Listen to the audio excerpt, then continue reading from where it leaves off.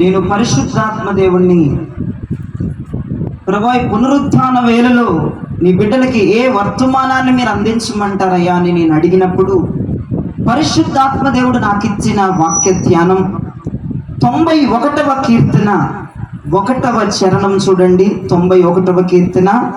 మహోన్నతుని చాటున నివసించువాడే సర్వశక్తుని నీడను విశ్రమించువాడు. చేతులెత్తి ప్రభుకు స్తోత్రం చెప్పండి. ఇక్కడ కీర్తనకారుడైన దావీదు గారు అంటున్నారు, మహోన్నతుని చాటున నివసించువాడే. చాలా జాగ్రత్తగా వినండి. ఒక 20 నిమిషాలు, ఒక 30 నిమిషాలు క్లుప్తమైన వివరణ నేను మీకు ఇస్తాను.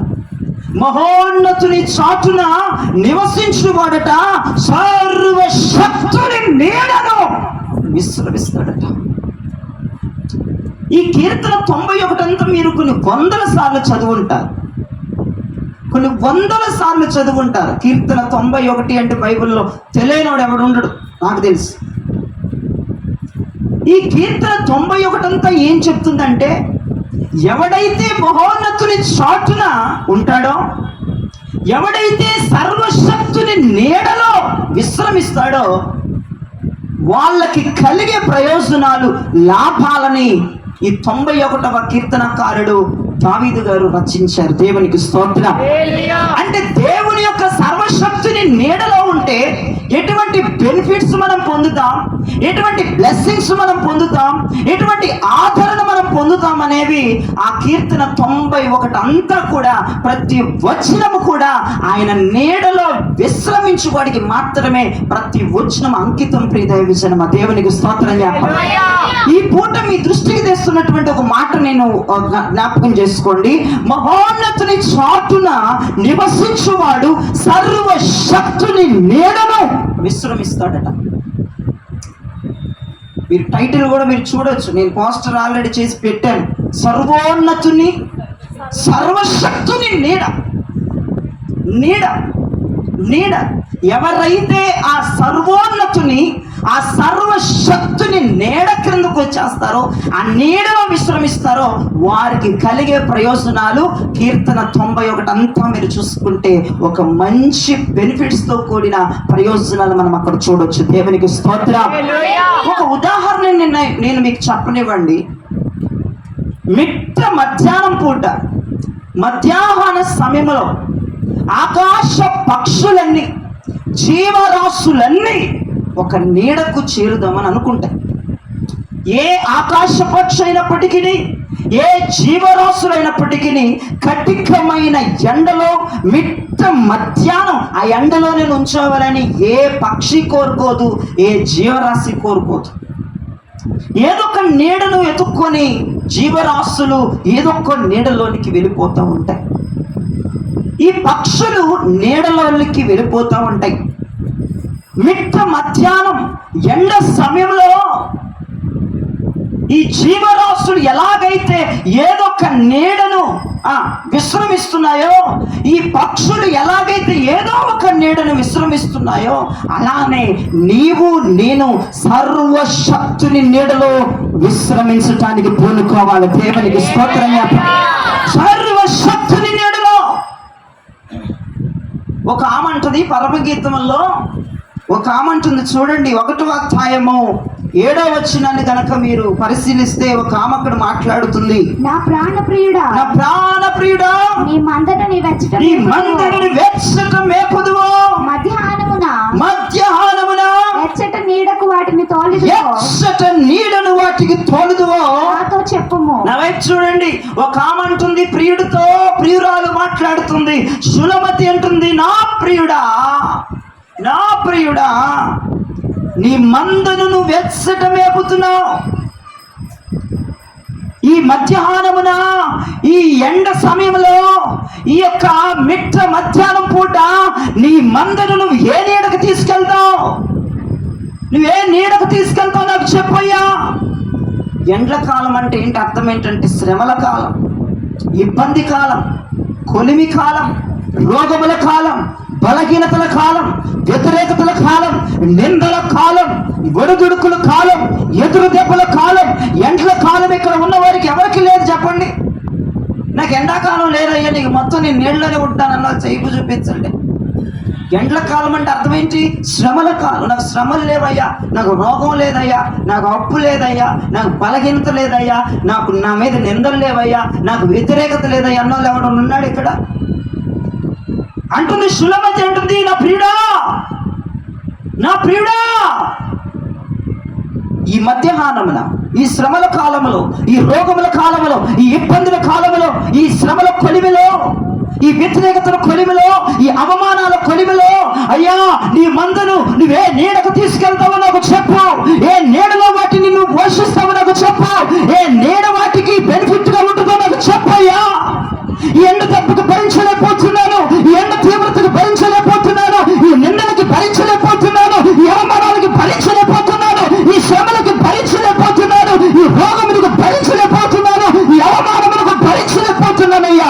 నీ మందలో ఈ మధ్య కాలమున, ఈ శ్రమల కాలములో, ఈ ఇబ్బందుల కాలములో, ఈ శ్రమల కొలువులో ఎక్కడికి తోలుకొని పోతున్నావు, ఏ నీడకు తోలుకొని పోతున్నావు నాకు తెలిసాయి అని ప్రియురాలు ప్రియులతో మాట్లాడుతుంది. దేవునికి స్తోత్రం. ఆమె మాట్లాడుతూ ఉండగానే పరమగీతముల 2వ అధ్యాయము 3వ వచనములో ఆమె అంటుంది, అడవి వృక్షములలో జల్దరు వృక్షం ఎట్లున్నదో, జల్దరు వృక్షం ఎలా ఉన్నదో, పురుషులలో నా ప్రియుడు అట్లున్నాడు, నా ప్రియుడు ఎలా ఉన్నాడు, ఆనందభరితురాలనై నేను అతని నీడను కూర్చుంటే. గట్టిగా చప్పట్లు కొట్టి ప్రభుకి మాత్రమే స్తుతిగా నమస్కారములు చెల్లించండి. ఆమంటుంది, అడవి వృక్షాలలో జల్దరు వృక్షం ఎలా ఉంటుందో, నా ప్రియుడు నీడను నేను విశ్రమిస్తున్నాను, ఆనందభరితురాలనై. జల్దరు వృక్షం అంటే నా ప్రియుడు నీడ. నాకు ఆశ్చర్యం అయిపోయింది. 1వ అధ్యాయం 7వ వచనములు అంటున్నాయా, ఈ ఎండ దెబ్బ భరించలేకపోతున్నాను, ఈ శ్రమల కాలం భరించలేకపోతున్నాను, ఈ ఇబ్బంది కాలం భరించలేకపోతున్నాను, ఈ అప్పుల కాలం భరించలేకపోతున్నాను, ఈ శోధన కాలం భరించలేకపోతున్నానయ్యా, ఈ నిందల కాలాన్ని భరించలేకపోతున్నాను స్వామి. నీ మందును మధ్యాహ్నమున, శ్రమల కాలములో, ఇబ్బందుల కాలములో, అయ్యా టెన్షన్ల కాలములో, అయ్యా అపవిత్రత కాలములో, అయ్యా నీ మందుని ఎక్కడికి తోలుకుని పోతున్నావు, ఏ నీడకు తోలుకుని పోతున్నావు నాకు చెప్పని 1:7లో ప్రార్థన చేసిన సులమతి ఇక్కడ 2:3లోకి వచ్చేటప్పటికి ఆనందభరితురాలనై నా ప్రియుని నీడలో, జల్దరు వృక్షములోకి నా ప్రియుని నీడలో నేను విశ్రమిస్తున్నానని చెప్పి. వినండి, క్రైస్తవ ప్రజానికానికి ఒకటే తెలియజేస్తున్నాను. ఎండ్ల కాలం కదా ఇది, రానున్న దినాల్లో ఇంకా ఎండలు పెరిగిపోతాయి. అంటే నేను ఎండాకాలం గురించి చెప్పట్లేదు, ఆల్రెడీ వర్షాకాలం ఎంటర్ అయిపోయింది. నేను ఈ కాలాల గురించి మాట్లాడట్లేదు. అసలుకే ఇప్పటికే దెబ్బ తాలూకు లేక ఆ శ్రమలని ఎండాకాలం, ఆ నిందలని ఎండాకాలం, ఆ శోధనని ఎండాకాలం, ఆ రోగమని ఎండాకాలం, ఆ అప్పులని ఎండాకాలం, ఈ అపవిత్రతని ఎండాకాలం. ఎండాకాలం తగ్గిందనుకుంటున్నావు, ఇంకా పెరిగిపోతామంటది. ఎండ తీవ్రత, ఎండ దెబ్బ భయంకరంగా పెరిగిపోతూ ఉంటది. ఎండ దెబ్బ తగిలి మంచం పట్టుకోకముందే సులమ్మతి ప్రియుడి నీడలో ఆనందభరితురాలనై నేను ప్రియుడి నీడలో కూర్చున్నానన్నట్లుగా నీవు కూడా ఈ యొక్క ఎండ్ల కాలంలో, ఈ శ్రమల కాలంలో, ఇవి ఇంకా ఎక్కువైపోయి దెబ్బ నీకు తగలక ముందే, నేను మంచం మీద పండబెట్టక ముందే, ఈ శ్రమలు, ఈ ఇబ్బందులు, రోగాలు, అప్పులు, ఈ సమాధానాలు, ఈ నిందలు నిన్ను మంచం మీద పండబెట్టక ముందే, అదిగో సులమ్మతి జల్దరు వృక్షం వంటి నా ప్రియుడు నీడను విశ్రమించినట్లుగా ఈ యొక్క పునరుత్థాన వేళలో, ఈ మొట్టమొదటి ఆరాధనలో మనందరము జల్దరు వృక్షం వంటి ప్రియుని నీడలోనికి వచ్చేద్దాం. ఆయన నీడను ఆశ్రయిద్దాం, సర్వశక్తుని నీడలో విశ్రమిద్దాం. అప్పుడు ఎండ దెబ్బ నీకు తగలదు. దేవునికి స్తోత్రం చెప్పండి. ఈ శ్రమలు, ఈ ఇబ్బందులు, ఈ అప్పులు, ఈ రోగాలు, ఈ బలహీనతలు, ఈ అవమానాలు, ఈ నిందలు, ఈ యొక్క భయంకరమైన పవిత్రత ఏ ఒక్కటి నిన్ను మరణ శాశ్వతములోనికి నడిపించకుండా ఉండాలంటే నీవు జల్దరు వృక్షము వంటి అదుగు యేసు ప్రభు నీడన ఆనందభరితుడవై, ఆనందభరితురాలవై వచ్చి ఈరోజు వాలిపోవాలి. దేవునికి స్తోత్రం. ఈరోజు వాలిపోవాలి. ఏ నీడను వెతుక్కుంటున్నారు? ఏ నీడను వెతుక్కుంటున్నావు? సులమ్మతి ప్రార్థన చేసిందో చేయలేదో, ఇంకా ముగించిందో ముగించలేదో, కానీ అదుగో జల్దరు వృక్షము వంటి నా ప్రియుని నీడలో ఆనందభరితురాలు. ఆనందం అండి ఆయన నీడలో. ఆయన నీడలో ఉంటే శ్రమల దెబ్బ నీకు తగలదు. దేవునికి స్తోత్రం చెప్పండి. రోగముల దెబ్బ నీకు తగలదు. దేవునికి స్తోత్రం చెప్పండి. అపవిత్రత దెబ్బ నీకు తగలదు. దేవునికి స్తోత్రం చెప్పండి. అపరిశుద్ధత దెబ్బ నీకు తగలదు. దేవునికి స్తోత్రం చెప్పండి. ఆయన నీడలో విశ్రమిస్తే ఈ ఎండ దెబ్బ నీకు తగలదు. ఈ శ్రమల కాలం నిన్ను కూర్చదు. ఈ అపవిత్రత కాలం నేను కూర్చదు. దేవునికి స్తోత్రం చెప్పండి. అయితే ఒక వ్యక్తి, అతను గొప్ప ప్రవక్త. ఎవరండి ఆయన? గొప్ప ప్రవక్త. అయితే ప్రభు అయిన యేసు ఆ ప్రవక్తని నినివేకి వెళ్ళమన్నాడు.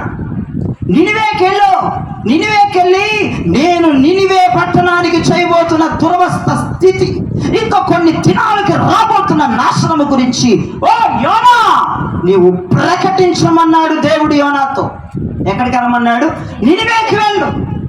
ఇంకా కొన్ని దినాల్లో నినివే పట్టణం సర్వనాశనం అయిపోతుందని చెప్పు. నేను దాన్ని సర్వనాశనం చేస్తానని చెప్పు. నువ్వు బయలుదేరి వెళ్ళమన్నాడు. ఆ నినివే పట్టణానికి వెళ్ళటానికి 3 రోజుల ప్రయాణము చేయాలి. 3 రాత్రులు 3 పగళ్ళు ప్రయాణం చేశాడు. ప్రయాణము చేసి 3 దినములు ప్రయాణము చేసి నినివే పట్టణమునికి వెళ్ళిన తర్వాత నినివే పట్టణములో ఒక దిన ప్రయాణము చేశాడు. దేవునికి స్తోత్రం చెప్పండి. ఒక దిన ప్రయాణము చేసి ఆ యోనా ప్రవక్త నినివే పట్టణ ప్రజలకు బోధించాడు. యేసు ఏమి చెప్పమన్నాడో, యేసు ఏ సువార్త చేయమన్నాడో ఆ ప్రవక్త సువార్త, ఆ ఉపదేశాన్ని అందించాడు. ఇదిగో ఇంకా 40 దినాల్లో ఈ నినివే పట్టణము అగ్నికి ఆయుధైపోతుంది. ఈ నినివే పట్టణము నాశనం అయిపోబోతుంది, జాగ్రత్త అని దేవుడు చెప్పిన మాట అక్కడ బయలుపరిచాడు, అక్కడ ప్రత్యక్షపరిచాడు. ఎప్పుడైతే ఆ యోనా ప్రవక్త నినివే పట్టణ ప్రజలకు ఒక సువార్త, ఒక ఉపదేశాన్ని అందించాడు, రాజు మొదలుకొని, దేవునికి స్తోత్రం కలుగునుగాక, రాజు మొదలుకొని పశువుల వరకు ఉపవాసముండి గోనె పట్ట కట్టుకొని బూడిదను పోసుకొని ఉపవాసముడి ప్రార్థన చేస్తున్నారు. దేవుడు ఆ పట్టణాన్ని క్షమించి కరుణించాడు. దేవునికి స్తోత్రం చెప్పండి. అయితే 3 దినములు ప్రయాణము చేసిన ప్రవక్త, అదుగో నినివే పట్టణములో ఒక దిన ప్రయాణము చేసిన ప్రవక్త, ప్రసంగించిన ప్రవక్త, ఉపదేశము చెప్పిన ప్రవక్త అలసిపోయినాడు. ఏమైపోయాడు? అలసిపోయినాడు.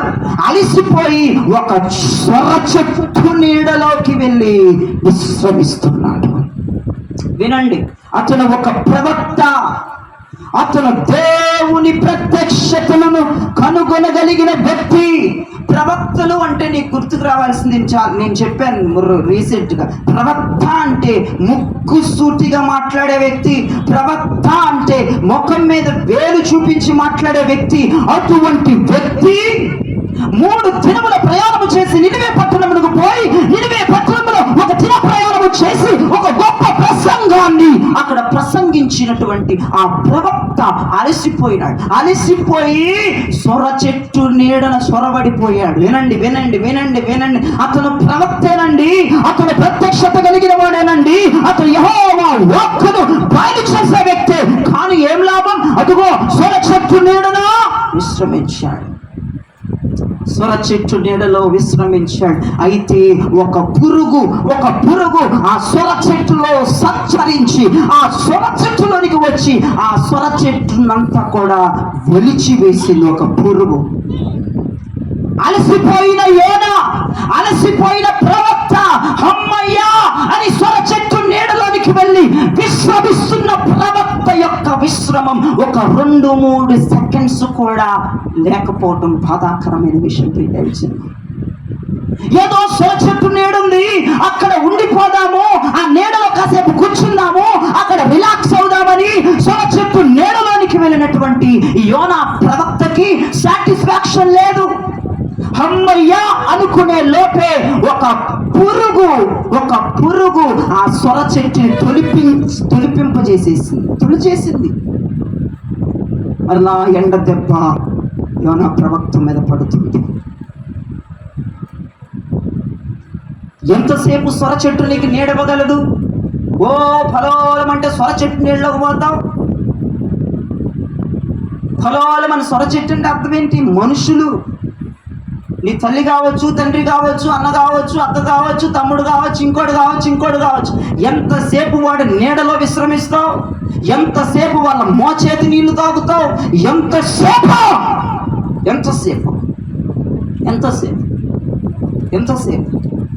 ఎంతసేపు ఉంటారనుకుంటున్నావు నువ్వు? నీడకు దిగిన వారు నువ్వు. ఎవరి నీడలో ఉన్నావో, ఎవరి మోచేతి నీళ్లు తాగుతున్నావో, ఎవరి నీడలో విశ్రమిస్తున్నావో వాళ్ళు ఎంతకాలం ఉంటాననుకున్నావు? నీకు రిలాక్స్ ఉండదు, నీకు ఉపశమనం ఉండదు, నీకు దీర్ఘకాలిక ఉపశమనం ఉండదు. ఆ సొర చెట్టు తొలిపించేసింది అప్పుడు. అమ్మయ్య అన్నట్టు కూర్చొని మంచిని తాగుతున్నాడంటే ఎండ దెబ్బ వచ్చేస్తుంది. ఇదేంట్రా బాబు ఇప్పుడే నీడగుందంటే ఒక పురుగు ఆకులన్నిటినీ సొర చెట్టునంత నాశనం చేసేసింది. వితిన్ సెకండ్స్లో జరిగిందండి. నువ్వు సొర చెట్టు నీడలోనికి వెళ్ళి అదే నాకు ఆధారం అనుకుంటున్నావు, అదే నాకు ఆశ్రయం అనుకుంటున్నావు. నీ బలము ఒక సొర చెట్టు, నీ జ్ఞానం ఒక సొర చెట్టు, నీ వివేకం ఒక సొర చెట్టు, నీ అందం ఒక సొర చెట్టు, నీ బలము ఒక సొర చెట్టు. నీ దానిని చూసుకొని మురిసిపోతున్నావేమో. జ్ఞాపకం చేసుకో. ఏ సొర చెట్టు నీళ్ళలోనికి వెళ్ళావు? ఏ మనుషుల మోచేతి నీళ్లు తాగుతున్నావు? ఏ మనుషుడి కింద బానిసత్వమైన బ్రతుకుతున్నావు? ఏ మనుషుల కింద అమ్మయ్య ఇక్కడ నాకు హ్యాపీగా ఉంది, ఇక్కడ నాకు హెల్పింగ్ నేచర్ ఉంది, ఇక్కడ నాకు హెల్ప్ చేస్తున్నారని ఏ మనుషుల కిందకి నువ్వు వెళ్ళిపోయావు? లేదంటే నీ బలాన్ని నమ్ముకొని, నీ జ్ఞానము నమ్ముకొని, నీ తెలివిని నమ్ముకొని, నీ అందాన్ని నమ్ముకొని, నీ పలుకుబంది నమ్ముకొని, నీ వృత్తిని నమ్ముకొని నువ్వు బ్రతుకుతున్నావేమో. అది ఒక శోచకుతో సమానం. నీ బలం ఇవాళ ఉంటుంది, రేపు ఉండదు. ఇవాళ ఆరోగ్యంగా ఉన్నావు, రేపటి రోజున ఏం జరుగుతుంది ఎవరికి తెలియదు. సొర చెట్టు వంటి నీ బలం నీ దాన్ని నీడగా చేసుకుని ఉంటున్నావేమో. సొర చెట్టు వంటి నీ జ్ఞానం దాన్ని నీడగా చేసుకుని బ్రతుకుతున్నావేమో. సొర చెట్టు వంటి నీ బలాన్ని, సొర చెట్టు వంటి నీ జ్ఞానాన్ని, సొర చెట్టు వంటి నీ యొక్క వృత్తిని, నాకు ఈ పని ఉందిగా నన్ను ఎవడు ఏం చేయలేడు, నాకు ఈ పని ఉందిగా, 4 రూపాయలు వస్తున్నాయిగా, 4 మెతుకులు తింటున్నా. నువ్వు దేన్ని సొర చెట్టు చేసుకొని నువ్వు దాంట్లో బ్రతుకుతున్నావో వినండి. నువ్వు తేరుకునే లోపే, అమ్మయ్య అనే లోపే ఆ సొర చెట్టు ఎండిపోద్ది. జ్ఞాపకం చేసుకో. నువ్వు దేని మీద ఆధారపడిపోయావో, నువ్వు దేని నీడలోనికి వెళ్ళిపోయావో, నువ్వు దేన్ని నీడగా చేసుకొని, ఏ సొర చెట్టు నీడగా చేసుకొని నువ్వు బ్రతుకుతున్నావో. కొంతమందికి నీ వృత్తే నీకు దేవుడు అవ్వచ్చు, అదొక సొర చెట్టు అయిపోవచ్చు. కొంతమందికి వాళ్ళ యొక్క జ్ఞానం సొర చెట్టు అయిపోవచ్చు. కొంతమందికి నాకేంటి నేను బలంగా ఉన్నాను, వాళ్ళ బలం సొర చెట్టు అయిపోవరే బాబు. మరి ఈరోజు సొర చెట్టు బాగా పచ్చగా కనపడుతుంది. నువ్వు తేరుకునే లోపే, చూడండి యోనా ప్రవక్త తేరుకునే లోపే, కుదుర్చబడే లోపే ఒక పురుగు వచ్చి దాన్ని తొలిచి వేసినట్లుగా. జ్ఞాపకం చేసుకో.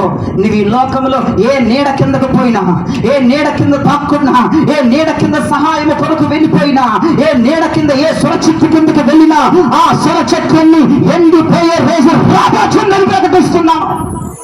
యోనా ప్రవక్త సొర చెట్టు కిందకు వెళ్ళిపోయినట్లుగా నీవు ఏ సొర చెట్టు కింద దాక్కున్నావు, ఏ సొర చెట్టు కింద నీడ దొరుకుతుంది అనుకున్నావు, ఏ సొర చెట్టు కింద ఆశ్రయం దొరుకుతుంది అనుకున్నావు, ఏ సొర చెట్టు కింద నాకు ఉపశమనం దొరుకుతుంది అనుకున్నావు, అది ఎండిపోబోతుంది. రా బయటికి ఈ మధ్యాహ్నం. ఏ సొర చెట్టులో దాక్కున్నావో, ఏ సొర చెట్టు నీడలో విశ్రమిస్తున్నావో, ఏ సొర చెట్టు నీడలో పడకేసుకొని పడుకున్నావో, రారా బాబు బయటికి. అది ఎండిపోకముందే ఎండిపోతే సొర చెట్టు మీద పురుగు పడిందంటే, విష పురుగు, ఆ పురుగు దాన్ని తొలిచేస్తుంది. జాగ్రత్త.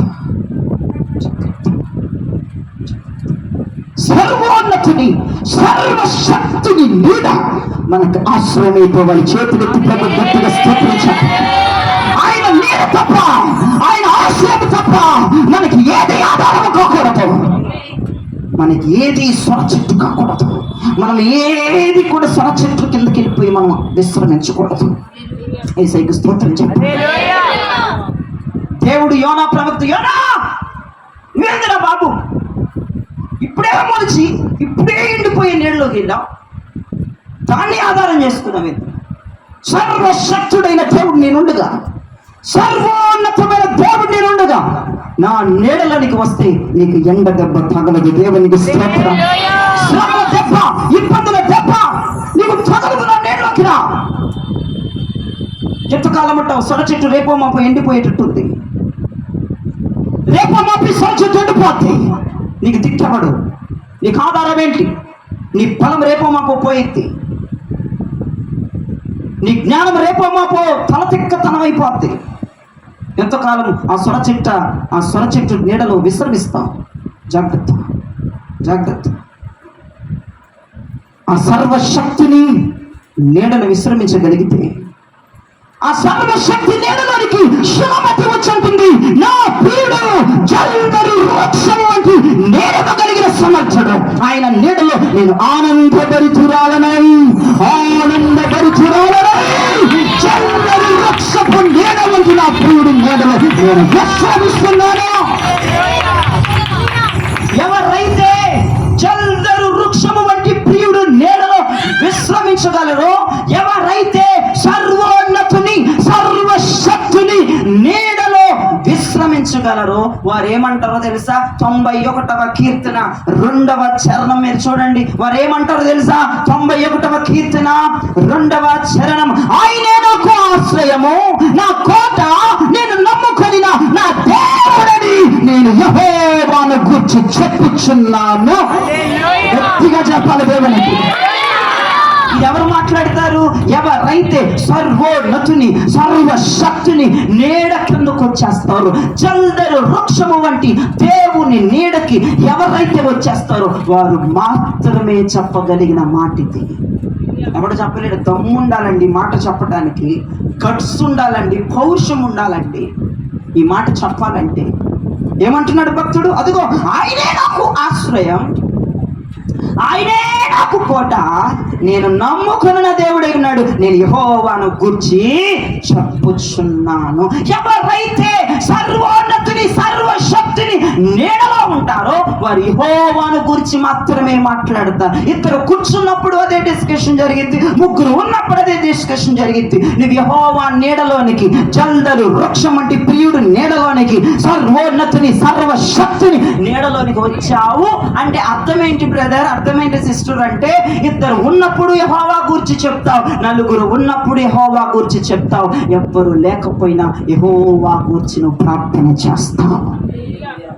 వాళ్ళు అంటారంట యెహోవాయే నాకు ఆశ్రయం అంటారంట. వినండి ప్రియ దైవజనమా, టోటల్ గా నీ మాట మారిపోవాలి. వినండి, టోటల్ గా నీ మాట మారిపోవాలి. అమ్మా నీకు ఆధారం ఏంటి? యేసయ్య. అమ్మా నీకు దిక్కేంటి? యేసయ్య. అమ్మా ఎలా పోషణ? యేసయ్య. అమ్మా ఎలా ఎలా బ్రతుకుతున్నావు? యేసయ్య. అమ్మ భర్త లేడు కదా, ఎలా?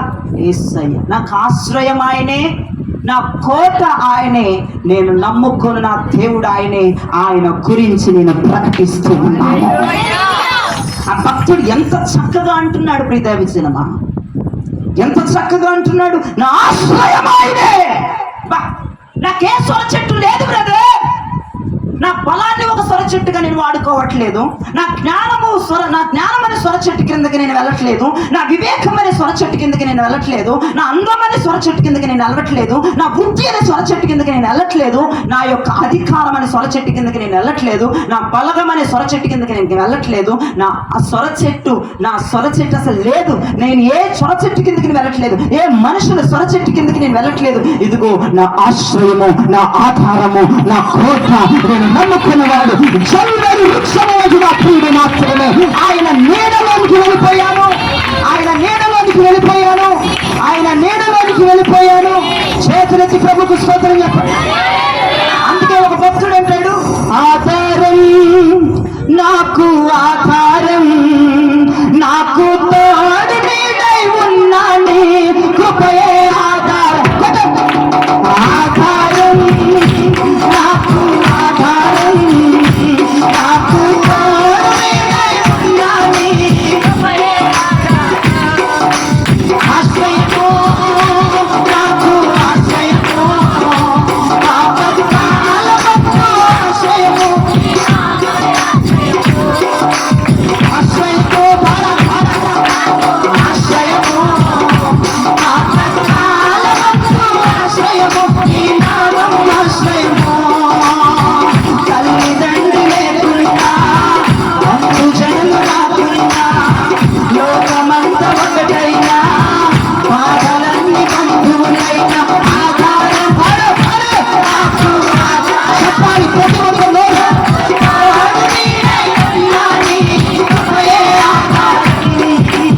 ఆశ్రయము, నాకు ఆశ్రయము, ఆపత్కాలమందు ఆశ్రయము, నీ నామం ఆశ్రయము.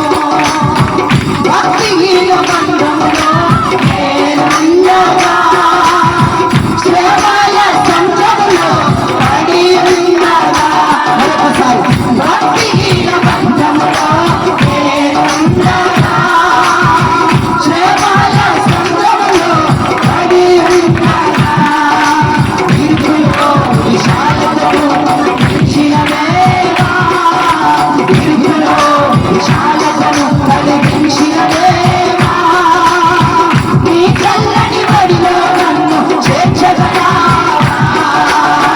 నీ చల్లని క్రీడలో నన్ను చేర్చగలవా. ఆధారం, నాకు ఆధారం, నాకు తోడు నీడై ఉన్నాని, ఆశ్రయము, ఆశ్రయము, నాకు ఆశ్రయము, ఆపత్కాలమందు ఆశ్రయము, నీ నామం ఆశ్రయము. ఆధారం, నాకు ఆధారం, తోడు నీడై ఉన్నాని, కృపయే ఆధారం. ఆధారం, వేరొక ఆధారం లేదయ్యా, వేరొక సరస్వతి వేరొకటి లేదయ్యా, ఈ నీడే నాకు దిక్కయ్యా. ఆధారం, నాకు ఆధారం, నాకు తోడు నీడై ఉన్నాని, కృపయే ఆధారం. ఆధారం, నాకు ఆధారం. చెప్పు, గట్టిగా, గట్టిగా, గట్టిగా. ఓడి, ఓడి.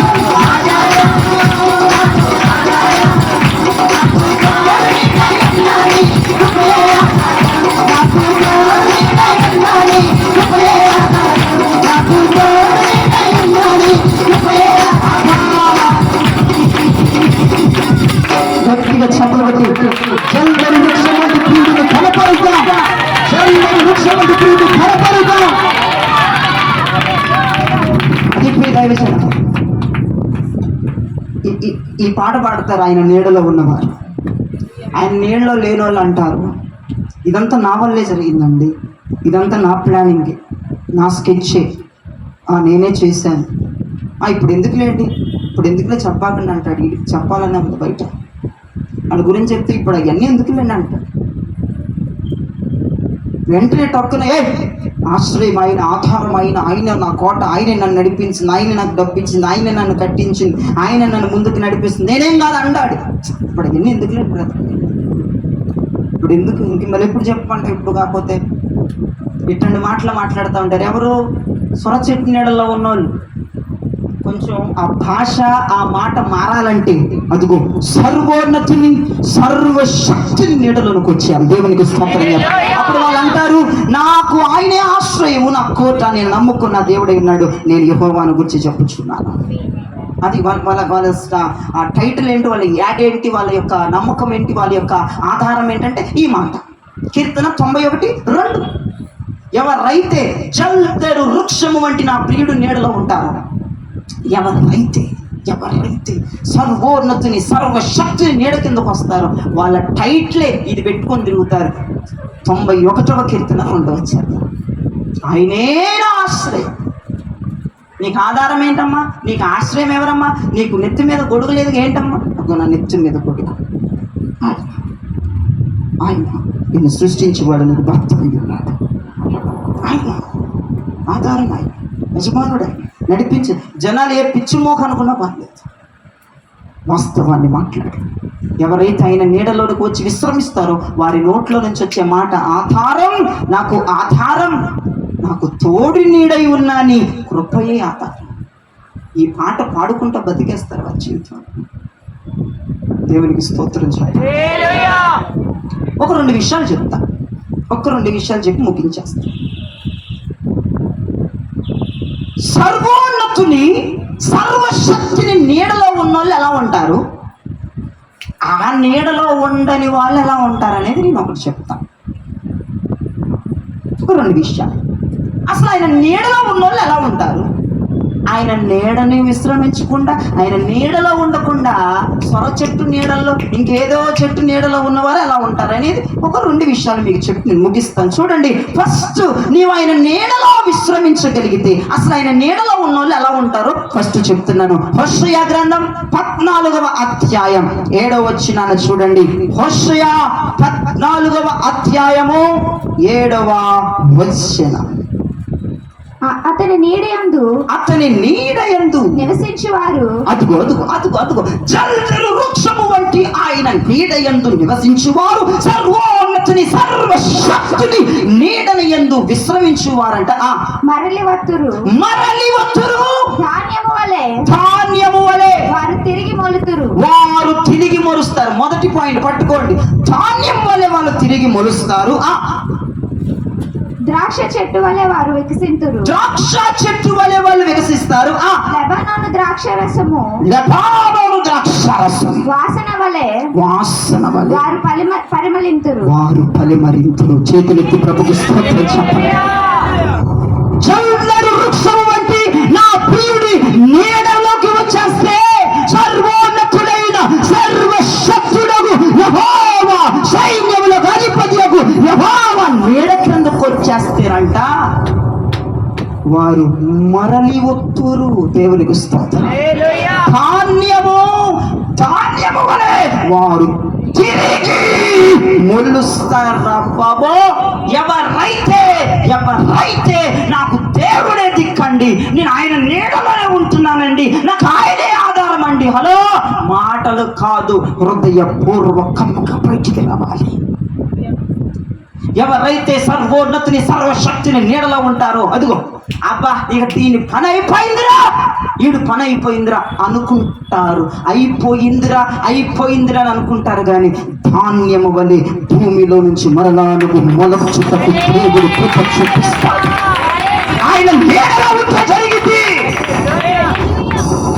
ఇక పని అయిపోయింది, ఇక జీవితం అయిపోయింది, ఇక జాబ్ పోద్ది, ఇక పరిచయం ఆగిపోద్ది, ఇక ఆటలు అయిపోయింది, ఇక దీని ఆటలు అయిపోయింది, ఇక ఆస్తి అయిపోయింది. ఇప్పుడు రోడ్లు పడతారు, ఇప్పుడు అడుక్కుంటారు, ఇప్పుడు నా దగ్గరకు వస్తారు, భిక్షం అడుగుతారని నీ కోసం కొంతమంది నీ బంధువులు రక్త సంబంధులు ఎదురు చూస్తున్నారు.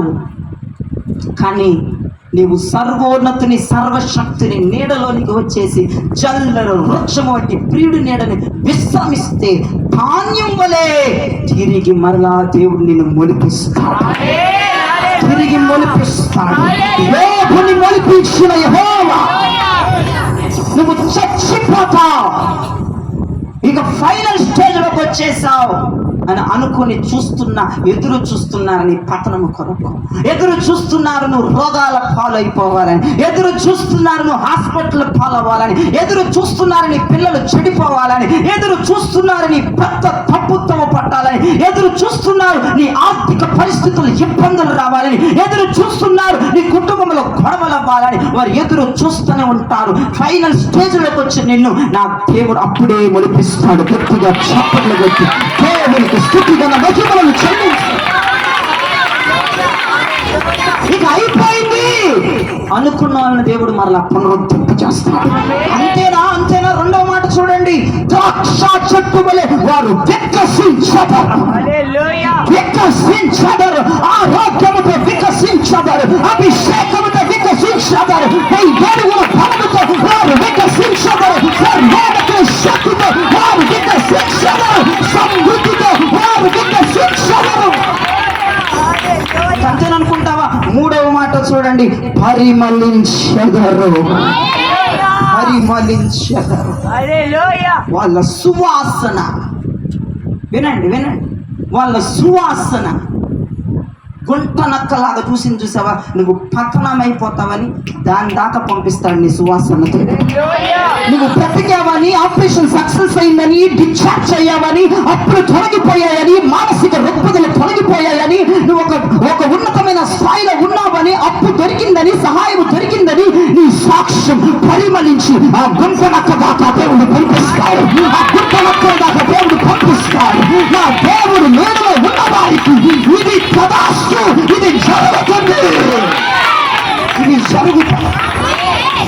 ఎన్ని స్టేజ్లు?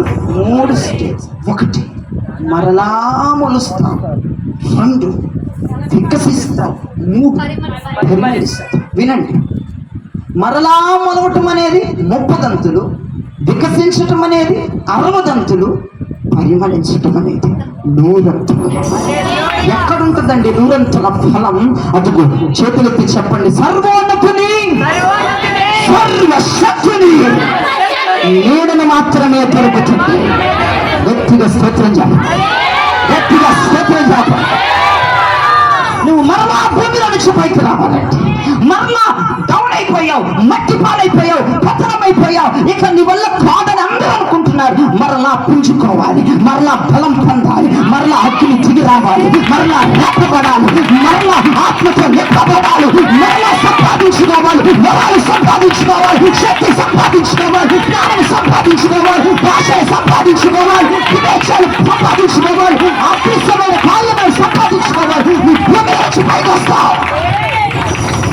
పైకొచ్చి ఊరకనే ఉండవు, వికసిస్తావు, వికసిస్తావు, సర్వోన్నతుని శక్తితో వికసిస్తావు. అంతేకాదు, గుంట నక్కల దగ్గరికి నీ పరిమళ వాసనను వెదజల్లుతాడు. గడ్డేసు ప్రభు మిమ్మల్ని దీవించుగాక. ఈ వాక్కు మీ జీవితంలో జరుగుగాక. గట్టిగా చెప్పరే, దేవునికి స్తోత్రం. ఇదండి చల్దరు వృక్షము వంటి నా ప్రియుడి నీడలో ఉంటే జరిగే ప్రాసెస్ ఇదండి. 30, 60, 100 ఇక్కడికి తిరిగేది. ముగింపు అనేది నీకు ఇవ్వడు దేవుడికి. ముగింపు అనేది మనకు ఉండదు. ఎవడైతే ముగింపు పలుకుదాం, ఫుల్ స్టాప్ పెట్టేద్దాం, కామాలు ఆపేసి వీడు ఫుల్ స్టాప్ అంటాడు. అసలు మన జీవితంలో దేవుడు ఫుల్ స్టాప్ ఉంచడు, ముగింపు ఉంచడు. మొలుస్తూనే ఉంటాం, మొలుస్తూనే ఉంటాం, వికసిస్తూనే ఉంటాం, పరిమళిస్తూనే ఉంటాం. అది మన లెవెల్. దేవునికి స్తోత్రం చెప్పి. ఎవరి లెవెల్ అది? అదిగో సర్వోన్నతుని, సర్వశక్తుని నీడలో ఉన్న వాళ్ళ లెవెల్ 30, 60, 100 అండి. ఇంకొక నీడలోనికి పోతారండి కొంతమంది. బ్యాచ్ ఇక్కడ ఉందేమో, యేసు రక్తములో వారు కడగబడి శుద్ధి చెందించబడును గాక. చూడండి ఒకసారి న్యాయాధిపతుల గ్రంథం 9వ అధ్యాయం 15వ వచనం, చివరిగా ముగిస్తున్నాను. న్యాయాధిపతుల గ్రంథం 9వ అధ్యాయము 15వ వచనాన్ని చూస్తే, ముండ్ల పొద, మీరు నిజంగా నన్ను మీ మీద రాజుగా నియమించగోరిన ఎడల రండి, నా నీడను ఆశ్రయించుడి. ఇదిగో ముండ్ల చెట్టు అంటుంది, రండి రండి రండి, ఎక్స్వా రా రా, షెకెన్ రా రా, ముండ్ల పొద పిలుస్తుంది, వెళ్ళి రండి రండి అందరినీ. వాళ్ళ పేర్లు చెప్పాను, ఇంకా ఏదో నోటుకొచ్చింది. వాళ్ళు ఇన్సిడెంట్ చేస్తే మొత్తం అందరి పేరు చెబుతారు, గంట అయిపోతుందండి. కాముగా రండి రండి రండి రండి పిలుస్తుందండి. ముళ్ళ చెట్టు, నేను ఇస్తారా నీడ, నేను ఇస్తారా నీడ, నేను ఇస్తారా నీడ, నా నీళ్ళలోకి రా, నా నీళ్ళలోకి రా, నా నీళ్ళలోకి రా, నా నీళ్ళలోకి రా. ముళ్ళ చెట్టు పిలుచుకుంటుంది, ముళ్ళ చెట్టు పిలుచుకుంటుంది. యేసు ప్రభు నాకు ముళ్ళ చెట్టు అంది, నువ్వు నా నీళ్ళలోకి రా, నువ్వు నా నీళ్ళలోకి రా, లోక మహిమను నీకు ఇస్తాను. నాట్ హల్లెలూయా, హల్లెలూయా చెప్పకూడదు. దేవునికి స్తోత్రం చెప్పండి. ఇప్పుడు గట్టిగా హల్లెలూయా చెప్పండి. నవే చూస్తూ వినండి. యేసు ప్రభుని ఒక ముళ్ళ చెట్టు, నా నీళ్ళలోనికి రా ప్రభు, దైవ కుమారా నా నీడలోనికి వస్తే ఇదిగో సర్వలోక మహిమను నీకు ఇస్తాను, సర్వలోక మహిమను నీకు ఇస్తాను. దేవుడు సస్య మేర రామన్నాడు. లోక మహిమను చూపించి నిన్ను అట్రాక్ట్ చేస్తున్న ముళ్ళ చెట్టు నీళ్ళలోనికి పోయావా? సర్వలోక మహిమలు నీకు ఇస్తానని చెప్పుచున్న ముళ్ళ చెట్టు నీడలోనికి వెళ్ళి విశ్రమిస్తున్నావా బ్రదర్? అయిపోతుంది జీవితం, అయిపోతుంది జీవితం. జాగ్రత్త. ఆ ముళ్ళ చెట్టు అంటది, నీ అప్పులు తీరుస్తాను రా, నీ రోగం కుదురుపరుస్తాను రా, నీ నింద తొలగిస్తాను రా, ఈ పండు తిని రా, మీరు దేవతలు చేస్తాను రండి, సినిమా యాక్టర్లు చేస్తాను రండి, మంచి హోదా ఇస్తాను రండి, మంచి పేరు ఇస్తాను. కొంతమంది సంఘాల్లో ఎట్లుంటారంటే వాళ్ళకి ప్రాధాన్యత ఉంటేనే వెళ్తారు ఆ సంఘాలకు, లేదా ఎవరు ఏంటి కొంతమంది ప్రాధాన్యత వాళ్ళకు ఒక హెడ్లాగా ఉండాలి. దైవజనుడు ఏదైనా వాళ్ళని అడగాలి, దైవజనుడు ఏ నిర్ణయం తీసుకున్నా వాళ్ళకి ముందు చెప్పాలి. అట్టాగైతే వస్తారు. కొన్ని చర్చిలో, మన చర్చిలో లేదు చండాలమైన పద్ధతి. ఒకవేళ ఉంటే కూడా తొలిపించేసుకోండి. దేవుని స్తోత్రం. చూస్తున్నా మీకు నన్ను పలకరించాలి, నన్ను అందాక చూడాలి, వాలంటీర్లు నాకు కొన్ని నమస్కారాలు పెట్టాలి. నీకెందుకు పెడతారు సైతానా? ఏం ఎట్టు పెడతారు? ఉంగి పెట్టాలి, నడువు వంచి పెట్టాలి, మొహం ఎట్టు పెడుతున్నారు నాకు. నీకు హాళ్ళు కావాలి, ఎవడు కావాలి? దైవజనుడు దేవుడు. నీకు ఎవడో నేను విన్నానండి రీసెంట్గా మాట చర్చిలో, పరిచయం చేసే పిల్లలు సరిగ్గా రిసీవ్ చేసుకోవట్లేదంట. దానికి వాళ్ళు మాట్లాడకపోతే నీకు ముద్దపోయిందా, నీకు డబ్బులు అయిపోయినాయి, ఓనర్ గడు ఏమన్నాడు, రూపాయి ఏమన్నా, అన్నీ జరుగుతున్నాయి కదా. ఆ ముచ్చు మొక్కలు మాట్లాడకపోతే నీకెంత వచ్చి నీకు దైవజోడు కావాలి, దేవుడు కావాలి. వాళ్ళంటే వాళ్ళు ఎంత చెప్పినా వాళ్ళు పరచబడ్డారు. నేను నిన్న కూడా రీసెంట్గా ఎవరో చెప్తే విన్నాను, నేను భలే గమ్మత్తుగా ఉంది. చాలామంది అంట ఇక పరిచయం చేసే పిల్లలు రిసీవ్ చేసుకోలేక చచ్చిపోయినట్టున్నారంట. మరి ఇది నిజమా అబద్ధమా? కానీ నా దగ్గరకు వచ్చిన వార్త అయితే అది. ఈ పరిచయం చేసే పిల్లలతో ఏం పని ఆయన? నాకు ఏం అర్థం అవ్వట్లేదు అసలు. నాకు మైండ్ పోయింది ఆ మాట వినకాడ నుంచి, నాకు మైండ్ పోయిందండి. వాళ్ళు పిల్లలు, నువ్వు ఇంత ఎత్తున 40 సంవత్సరాలు వచ్చినాయి నీకు వాళ్ళు పిల్లలు ఇట్లా పొంగి ఏం పైచాచిక ఆనందాన్ని నాకు అర్థం అవుదా? దేవుడు మిమ్మల్ని అందరినీ కరుణించి ఇప్పుడే ఈ సోపుతో మిమ్మల్ని అందరినీ కడుగును గాక. గట్టిగా చెప్పండి. దయచేసి అట్లాంటి మార్చుకోండి తల్లి. నా కోసరం రండి, దేవునికి స్తోత్రం. కానీ మీ పిల్లల కోసరమే అడగండి. దైవజనుడు భారమును బట్టి రండి. మీకు అందరికీ చేసి బ్రేక్ఫాస్ట్. వాళ్ళు వయసులో చిన్నవాళ్ళు, చదువు పాటలు అవన్నీ అసలు పట్టించుకోవడం. దైవ సన్నిధికి వస్తున్నప్పుడు ఆయన ప్రసన్నత అనుభవించాలి, ఆయన నీడలో విశ్రమించాలి. ఆయన నీడలో ఈరోజు ఏం దొరికిద్దు అన్న ఆసక్తితో మనం రావాలి. కొంతమంది అట్లా కొన్ని నీడల్లోని కొన్ని ముళ్ళ పొద నీడల్లోనికి అదిగో మహిమ, లోక మహిమలను కోరుకుంటారు, లోక అధికారాలు కోరుకుంటారు. నాకు రెస్పెక్ట్ ఇవ్వాలని, నాకు గౌరవం ఇవ్వాలని, నాకు ఎర్ర చైర్ని కూర్చోబెట్టాలి, ఎర్ర చైర్లో ఉంచాలి. అయ్యగారు అందరికీ 2 నిమిషాలు ప్రార్థన చేయాలి, నాకు 5 నిమిషాలు చేయాలి. 5 నిమిషాలకి 4 నిమిషాలు చేస్తే వచ్చేవాళ్ళం మానేస్తాం. ముళ్ళ చెట్టు నీడలోనికి పోయావా? అదేం చేస్తావు చదువమ్మా శ్రేష్టక్క.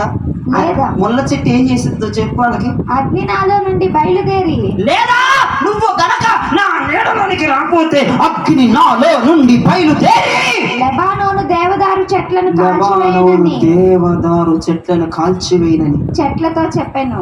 అందుకే కదా అది కాల్చేస్తుందని దాని నీళ్ళలోకి వెళ్తున్నానంటావా? అది అంటాను బెదిరెత్తుంది చూడు. నువ్వు రాలేదనుకో నాలో నుంచి అగ్ని బయలుదేరి నిన్ను నాశనం చేస్తా. ఆడికంత సీన్ లేదు. దేవునికి స్తోత్రం చేస్తా. ఆడని సొల్లు మాటలు మాట్లాడుతుంటాడు ముళ్ళ చెట్టు. ప్రభునే బోల్తా కొట్టిద్దాం అనుకున్నాడు. ఈ దైవ కుమారుని కొండ మీదకి తీసుకెళ్ళి, నువ్వు నాకు మ్రొక్కితే ఇదిగో చూస్తున్నావా లోక మహిమలు నేను స్వాధీనం. నువ్వేంట్రా ఇచ్చేది? లోక మహిమలు నా తండ్రి స్వాధీనములో ఉన్నాయి. దేవునికి చక్రాలు నా తండ్రి స్వాధీనములో. నువ్వెవడు రా బాబు ఇవ్వటానికి, నువ్వెవడు తీసుకోవడానికి? అడంతే చెప్తారండి. లోక మహిమలను చూపించి నేను అట్రాక్ట్ చేస్తుంది ముళ్ళ చెట్టు. మరి ఎంతమంది సొర చెట్టు నీడల్లో, ముళ్ళ చెట్టు నీడల్లో ఉన్నారో, ఆ ముళ్ళ చెట్టు నిన్ను కాల్చక మునిపే, ఆ సొర చెట్టు ఎండిపోక మునిపే, నీకు ఎండ దెబ్బ తగలక మునిపే, ఆ ముండ్ల పొద నిన్ను గచ్చ పొదలలాగా నిన్ను కాల్చక మునిపే, సర్వోన్నతుని సర్వశక్తిని నీడలోనికి వచ్చి బ్రతికేద్దామంటే ఆయన లోక మహిమలతో, గౌరవములతో. ఈ లోక గౌరవం చండాలం, ఈ లోక శాలువాలు చండాలం. ఈ లోక దుప్పట్లు చండాలం, వాళ్ళ నమస్కారాలు, ప్రతి నమస్కారాలు దరిద్రం.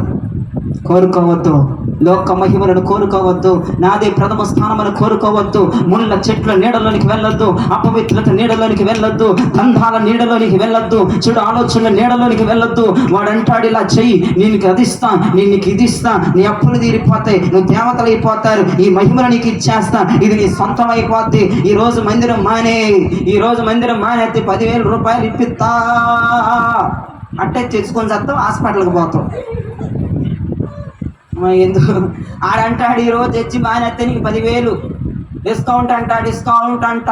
విన్నావా చర్చి మానేసి అవి తీసుకో, తీసుకొని తొద్దు పోసుకోవద్దు అని చర్చికి వచ్చేవాడు ఉన్నాడు ఒకడు. చెప్పు, బోనస్ పడిద్ది అయ్యగారు బాగా. ఏంటికి ఏదో మాటలు చదువుతారు, నీ మాటలు నాకు ఒళ్ళు మండిపోతావు బాబు. అసలు చెప్పపోయిన వాళ్ళు ఇది ఎందుకు మన ఎత్తరకు నాకు అర్థం. కొంతమంది అండి లోకం ఎవరు అట్రాక్షన్ చేస్తాయండి, కొంతమందిని తెలియకుండానే అపవిత్రులతో పడేస్తుంది. ఆ ముళ్ళ పొద అది మామూలుది కాదండి, లోక మహిమలను చూపిస్తుంది, అట్రాక్షన్ చేస్తుంది, మనుషుల్ని మభ్య పెట్టి మాయ చేసి మనుషులను వక్రీకరించి వశీకరణ వేసి లోపరుచుకొని అది చేసేటట్లు చేసి చివరికి అది మనల్ని నాశనం చేస్తుంది. సొర చెట్టు ఎండిపోక ముందే దేవునికి స్తోత్రం చెప్పండి. ముండ్ల పొద నిన్ను కాల్చివేయక ముందే దేవునికి స్తోత్రం చెప్పండి. ఇప్పుడు చేతులెత్తి ఫైనల్ గా చెప్పండి, ఏ నీడలోనికి వస్తారు మీరు? కుంటి చేతులు పైకెత్తండి, దేవునికి స్తోత్రం. మన రాష్ట్ర సీఎం గారితో చెప్పి అందరికి పింఛన్లు ఇప్పిస్తాను, హ్యాండిక్యాప్టర్లకు 6,000 ఎంత అంట. చేతులు ఎత్తి చెప్పండి, ఆవశాఖనే ముందు పేరుతో అత్యధిక దేవుడు కొట్టాడు, మామూలు గట్టిగా చెప్పు, గట్టిగా.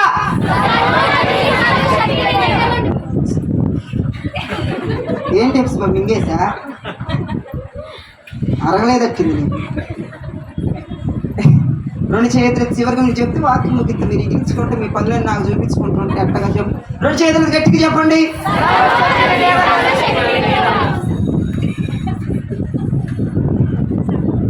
ఏమో మరి మింగేస్తున్నా, తిని రాలేదట్టింది. తినొచ్చాగా 5 ఇడ్లీలు తిన్నాం, దేవునికి స్తోత్రం చెప్పండి. అట్టు తిన్నాం, దేవునికి స్తోత్రం చెప్పండి. ఆ చేతులు ఎత్తి నాతో చెప్పి, సర్వశక్తిని సర్వోన్నతుని నీడలోనే ఈ రోజు నుంచి నేను విశ్రమిస్తాను. ఈ వాక్యం దేవుడు దీవించి వినికి ఆశీర్వదించుగాక.